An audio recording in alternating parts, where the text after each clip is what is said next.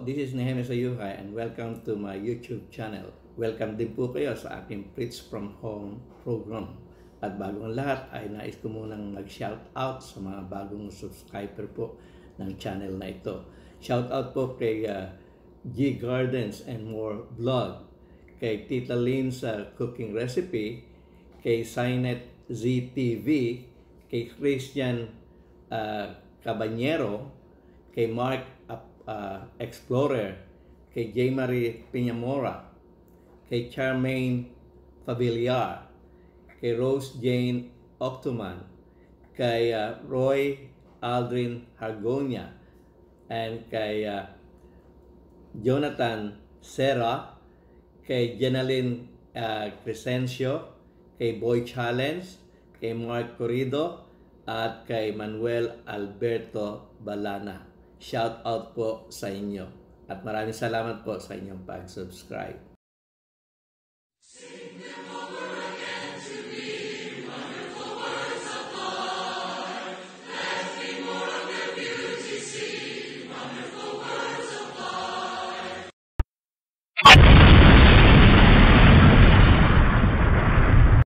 Narito na po tayo sa part 2 ng chapter 11 ng The Gospel of Jesus Christ according to John. At dito ay katatapos lamang po ng ating Panginoong Kristo na muling buhaying muli si Lazaro mula sa kamatayan.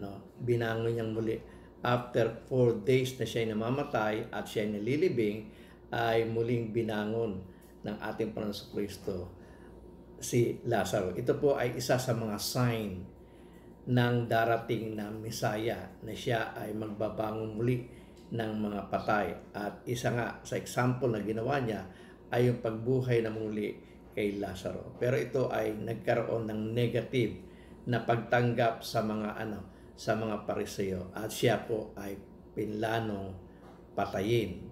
Pero itong pagpaplanong patayin, pagbabalak patayin sa ating Panginoon Kristo ay doon pa lamang sa chapter 5, nung siya po ay magpagaling sa araw ng Sabat, ay nagalit na po ang mga Pariseo at mga leaders ng mga religion at siya ay gustong patayin. At yan ay mababasa natin dito po sa chapter 5 verse 18 ng The Gospel of Jesus Christ according to John. Ganito po ang ating mababasa.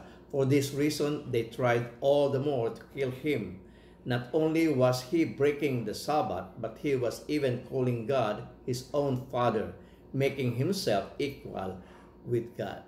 So dito makikita natin, nagalit na po yung mga Pariseo. Kasi ang sabi nila, gusto namin kang patayin sapagkat violate mo yung Sabbath. Pero ang totoo, na-violate ba niya ang Sabbath? Hindi po. Ito po ay hinala lang po nila. At yung pagtawag niya sa Diyos na kanyang Ama, ito naman po ay totoo. Ito ay totoo, kaya nga po niya sinasabi ito. Ito ay matutunghayan po niyo kung gusto niyo panoorin. Ay ito pong video ito, dito po dinidiscuss ang bagay nito. Just John chapter 5 part 2. At ito po yung did Jesus break the Sabbath? At dito i-discuss na hindi naman po binrek ng ating Panginoong Kristo ang Sabat. Pero dahil sa pag-aakala nila na binrek ng ating Panginoong Kristo ang Sabat, ay pinlano siyang patayin.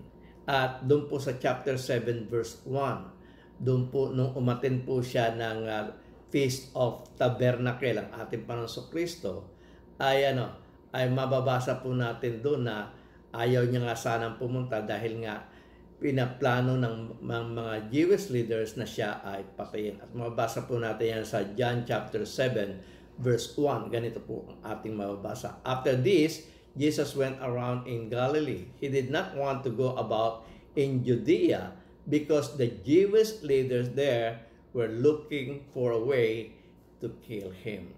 So gusto nilang patayin ang ating Panginoong Kristo. At kung gusto niyong panoorin po yung video, nandito po sa inyong harapan, sa inyong screen, yung Sukkot, Feast of Tabernacles. At dito nyo matutunghayan na na gusto nga patayin ng mga ng mga leaders ng religion ng panahon niya ang ating Panginoong Kristo. Siya po ay inaabangan kung siya ay dadalo sa festival na ito.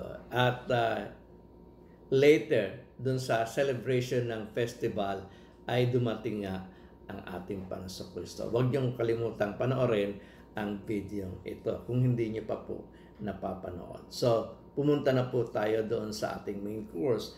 At dito na nga po, pagkatapos po na kanyang buhayin muli si Lazaro mula sa mga patay, ay nagkaroon po ng dalawang resulta ang bagay nito. May mga Hudyong naniniwala, may mga Hudyong hindi naniniwala. Lagi naman ganun po. Tandaan po natin sa ating pong pangangaral ng Ebanghelyo, sa ating pong pagsasaysay ng katotohanan. Dalawa po ang laging nagiging resulta.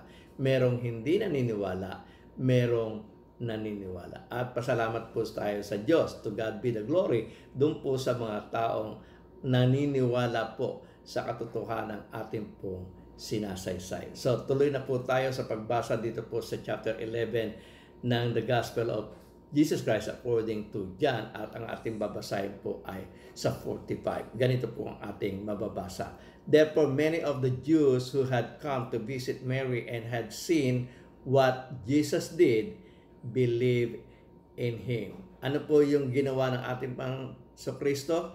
Ito po yung pagbubuhay kay Lazaro na 4 na araw na pong patay. At yung pong nakasaksi doon po sa kanyang ginawa ay naniwala sa kanya, ay sumampalataya sa kanya. So nagresulta po ng marami pang mga Hudyo na sumampalataya sa ating Panginoong Kristo. Ano po yung sinampalatayanan niya? Ito po kasing ginawa niya ay sign na siya po ang Kristo, ang anak ng Diyos.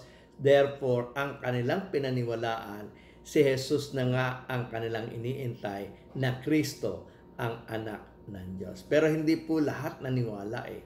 So meron pong hindi naniwala, at dito pong mga hindi naniwala nagsumbong po doon sa kanilang mga religious leader, lalong-lalo na sa mga Pariseo. At ganito po ang ating mababasa dito po sa verse 46 ng The Gospel of Jesus Christ according to John chapter 11. Ganito po ang ating mababasa. But some of them went to the Pharisees and told them what Jesus had done. So isinumbong nila si Jesus, yung Jesus na yung tinatawag ni Jesus na taga Nazaret, bumuhay ng patay. So yun po yung isinumbong nila sa mga Pariseo. At dito ay nabahala ang mga Pariseo at mga religious leader ng kanilang kapanahunan, mga dakilang saserdote ng kanilang kapanahunan.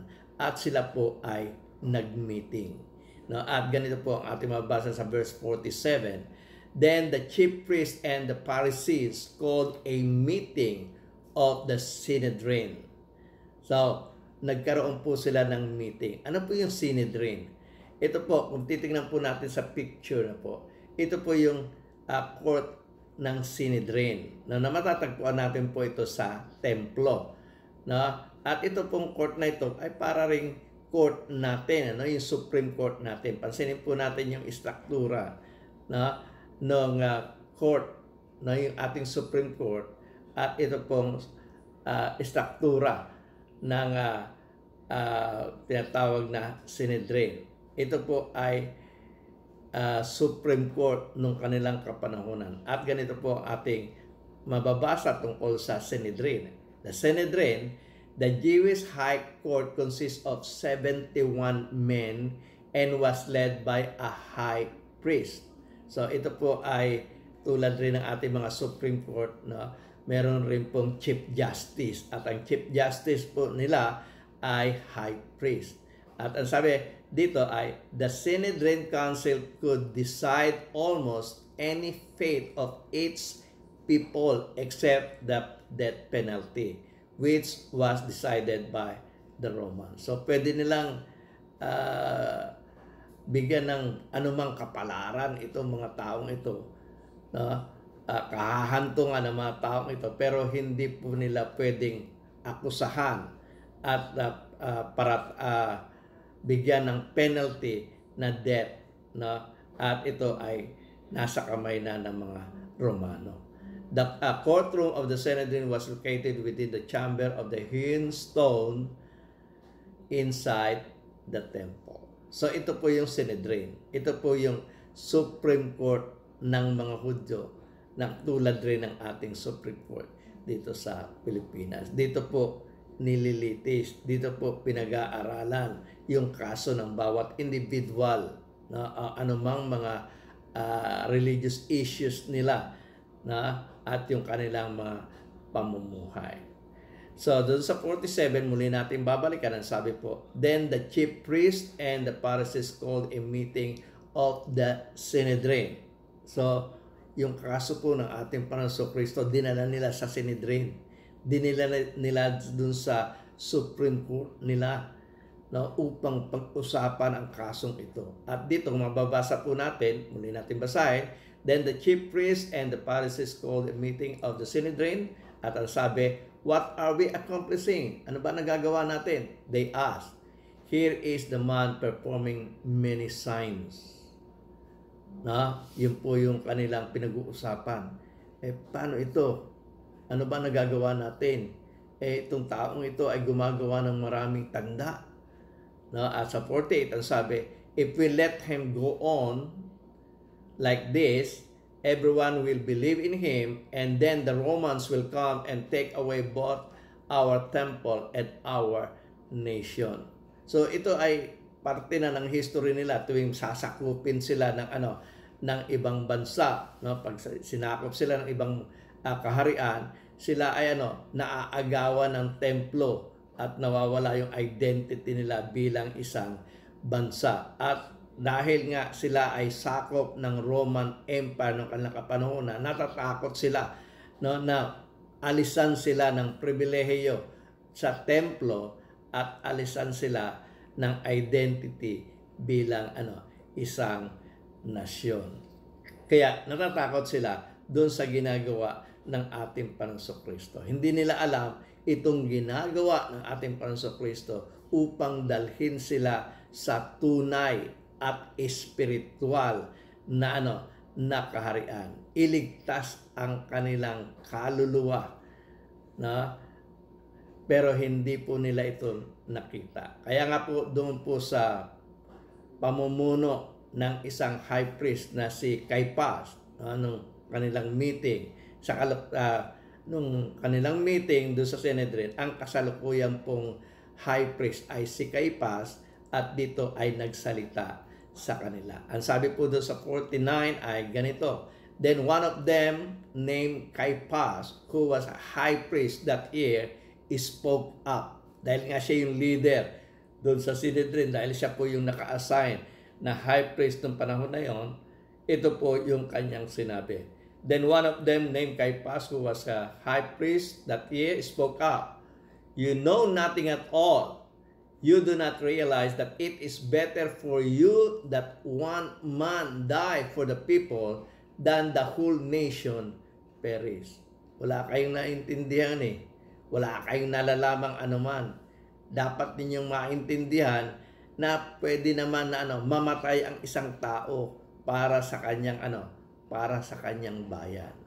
So itong sinabi ni Caiaphas ay hindi niya sinabi sa kanyang sarili, kundi dahil nga siya po ay isang high priest, ito po ay isang propesiya, naging isang propesiya sa pagkabatay ng ating Panginoon Kristo upang pagbayaran ang kasalanan ng sanlibutan. Pero sa kanilang pagkakaintindi, mamatay ang ating Panginoon Kristo upang masalba yung kanilang bayan. At ganito po ang ating mababasa dito sa verse 51 ay ganito. He did not say this on his own, but as a high priest that year, he prophesied that Jesus would die for the nation of Israel, not for the Jewish nation. And not only for that nation, but also for the scattered children of God, to bring them together and make them one. So pag-isahin, no, yung pong nation of Israel at yung pong mga nangangalat na mga na mga anak ng Diyos. Sino po yung mga nangangalat na mga anak ng Diyos? Yung tinatawag na mga nasa mga malayo. Ito po yung mga hintil. At sila po ay pag-iisahin sa isang katawan. At alam naman po natin yung sinasabing katawan po na pag-iisahan ng mga Hudyo at mga hintil. Isang katawan na pagsasamahin ang mga Hudyo at mga hintil. Ito po yung yung ating Panginoon Jesucristo sa kanyang paglilikha, no, sa kanyang pagbibuild nung pong kanyang iglesia. Ito po ay tumutukoy sa isang iglesia, isang katawan, isang iglesia, na kung saan ay pinangako niya po kay Pedro na sabi niya, upon this rock I will build my church. At itong church na ito, kasama po dito ang mga Hudyo at kasama po ang mga hintil. So yung pong pagpaplano po nila ng pagpatay sa ating Panginoon Jesucristo, ito po'y sumasang-ayon sa plano ng Diyos na ang kanyang anak ay mamamatay at muling mabubuhay upang pagbayaran ang kasalanan ng buong sanlibutan. Hindi lamang po ito para sa mga Hudyo, ito ay para rin sa mga hintil. Kung natatandaan nyo nung sinabi ng ating Panginoon Jesucristo doon sa Matthew chapter 16 verse 18, ang sabi niya, upon this rock I will build my church. Doon po sa bandang 20 o 21 ng versikulo ng Matthew chapter 16 ay sabi niya, pupunta ako sa Jerusalem, ako po'y pahihirapan, ako po'y mamamatay at muling mabubuhay sa ikatlong araw. Sa mga katuwid, yung pong kamatayan ng ating Panginoon Jesucristo, ito po'y magbubunga ng pagbibuild niya, pagtatatag niya ng kanyang iglesia, at dito ay pagsasamahin niya ang mga Hudyo at ang mga hintil sa iisang katawan. Sa mga katuwid baga ay ang iglesia. At dito sa meeting na ito, dito po sa kanilang ginawang meeting sa Sanhedrin, ay napagpasyahan po nila, napagdesisyonan po nila, napagplanuhan po nila na ang ating Panginoon Jesucristo ay kanilang patayin. At mababasa po natin yan sa 53. At ganito po ang ating mababasa. So from that day on, they plotted to take his life. So from that day on, they plotted to kill him. No? Patayin ang ating Panginoong Jesucristo. At dahil doon, ating Panginoong Jesucristo ay hindi na naghahayag sa publiko, na sila ay nagsama-sama na lang ng kanyang mga alagad doon sa isang village na tinatawag na Ephraim. At ganito pong ating mababasa dito po sa verse 54. Therefore, Jesus no longer moved about publicly among the people of Judea. Instead, he withdrew to a region near the wilderness, to a village called Ephraim, where he stayed with his disciples. So doon na lang muna sila tumira sapagkat mainit pa sila sa mata ng mga leaders ng religion nung kanilang kapanahunan. At sa 55, ganito pong ating mabasa. When it was almost time for the Jewish Passover, lagi naman po yun, taon-taon meron pong Passover. At ito po ay palapit ng dumating, kaya nga sabi dito, when it was almost time for the Jewish Passover, many went up from the country to Jerusalem for their ceremonial cleansing before the Passover. At ito'y taon-taong ginagawa na tuwing darating po yung pista ng tinapay na walang lebadura, pista ng Passover, meron po silang mga ritual na ginagawang cleansing. Ang mga Hudyo po mula sa iba't ibang dako ng mundo ay sinisikap na makarating doon sa Jerusalem upang i-celebrate itong mga festivals na ito. Kasama po sa sineselebrate nilang festival ay yung Feast of Tabernacles, yung Feast of Harvest na po, yung lalong-lalo na yung Feast of Pentecost, yung kapistahan ng Pentecostes. So, lagi po silang pumupunta doon taon-taon. At ito po yung pagkakataon dito po sa ikinukwento ni John na malapit na po yung kapistahan ng Passover, no? Kapistahan ng Pasko. At sa 56 ang sabi, they kept looking for Jesus, and as they stood in the temple courts, they asked one another, "What do you think? Isn't he coming to the festival at all?" So sabi nila, hinahanap nila ang ating Panginoong Kristo at nagtatanungan sa isa't isa, ano sa palagay mo, darating kaya siya? So ito yung mga Hudyong naniniwala kay Jesus. Ito yung mga Hudyong iniintay siya dumating. Pero siyempre, mayroong mga Hudyong hindi naman naniniwala sa ating Panginoong Kristo. Ito po yung kabig doon sa mga Pariseo. Sila naman po ay sumusunod sa mga Pariseo doon sa pagpaplano ng mga Pariseo na siya ay patayin. Kaya sila po ay naghahanap din sa ating Panginoong Kristo. Inaabatan nila ang ating Panginoong Kristo na mamataan nila upang ang ating Panginoong Kristo ay maisuplong nila sa mga Pariseo. At ganito po ating mabasa sa 57 ay ganito. But the chief priests and the Pharisees had given orders that anyone who found out where Jesus was should report it so that they might arrest him. So, sabi ng mga Pariseo at mga high priest noong kanilang kapanahonan, hanapin nyo si Jesus at kung sino man ang makakasumpong ay i-report nyo sa amin upang siya po ay arestuhin. Siya ay arestuhin at hindi lang basta arestuhin, siya ay patayin. So hindi po madali, no? Hindi po madali yung kanyang ginawang personal ministry. Katunayan, ito po ay nagpahirap sa kanya. Mahirap po sa mga Hudyo na sila ay kumbinsihin na yung kanilang iniintay na Kristo ang anak ng Diyos ay nasa katauhan ng Jesus na ito na taga Nazaret. So dalawa po ang nagiging resulta. Meron pong sumasampalataya, meron pong hindi sumasampalataya sa ating Panginoong Jesus. Sana po ay naibigan niyo po ang video ito na akin pong ibinahagi sa inyo. At sana po ay patuloy po tayong sumubaybay sa mga iba pang mga video na akin pong i-upload. At sana po ay magkita-kita po tayo sa mga susunod pang video. Kung nagustuhan niyo po ang video ito, sana po ay mag-subscribe kayo at i-ring nyo na rin po yung bell para sa ganon ay kung meron po kaming mga bago pang mga video na akin pong i-upload ay ma-notify kayo at i-like nyo na rin po kung nagustuhan nyo po ang video ito. At kung maaari ay i-share nyo na rin po ito sa inyong mga kaibigan para sa ganon sila man ay makapanood ng mga video ito. At sana po ay kung meron po kayong comment, sana po ay mag-comment kayo. Muli, ako po si Nehemio Sayuhay.